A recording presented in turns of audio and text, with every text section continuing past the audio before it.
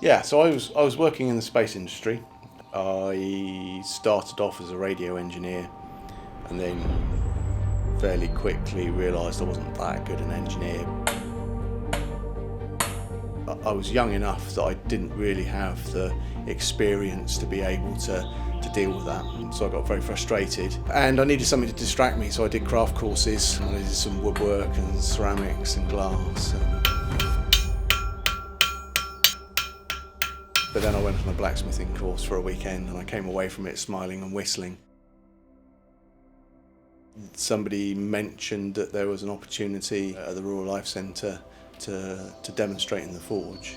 Started a day a week on a Sunday demonstrating and learning, and then continued learning, formally. Ended up at the National School of Blacksmithing in Hereford, and during that process I was able to get out of my day-to-day job and make some money somewhere else so that I could kind of build the blacksmithing to the point where I went commercial.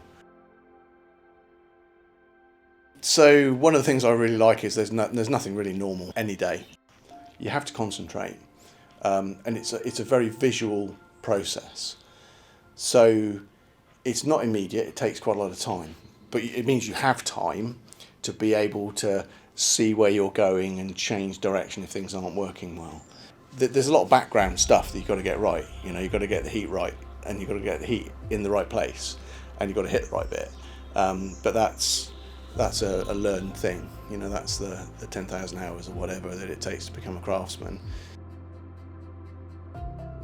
You can learn the skills in a weekend, okay, the basic skills: drawing down, tapering, splitting, upsetting, punching, bending, whatever it is. But to be able to use those skills to make something that's beautiful and useful, or both, that's the imagination, that's the art in it. I think as I've grown in this skill, the work that I do has changed. So I started off making fairly simple things, As time goes on, you maybe get a bit more confidence and a bit more skill to be able to try something that's more complicated or more beautiful or bigger. Just simple things like the size of a piece makes quite a difference. I'm still learning, and I don't think I will ever stop learning in this job, which is a really good thing about it. There's the actual experience of hitting a piece of hot metal.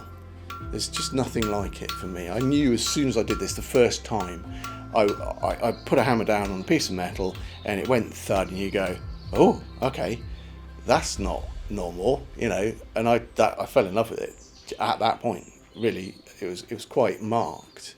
So I adore that. I adore the hot metal and how you can displace it and change it. So I'm lucky enough to rent the forge in the Rural Life Living Museum in Tilford. The museum's been going for just a little bit more than 50 years. It's surrounded by trees. It's a beautiful place to work.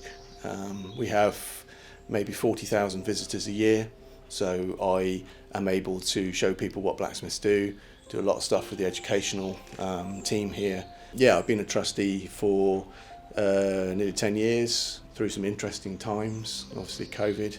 And recently the change in sort of the financial position in the world has hit us as well. And last year we were forced to run a fundraising campaign to keep the place open, which amazingly succeeded. We found we have loads of friends, which is lovely. As the director likes to put it, the walls around our little independent museum have now gone, and we are more outward looking, community focused, and accepting help from people. We need to be able to build a sustainable business, and we're moving forwards with that, which is fantastic. We've been given this amazing gift of another go, effectively, with the finance. So we are doing all that we can to do the right things, to remain here hopefully for another 50 years.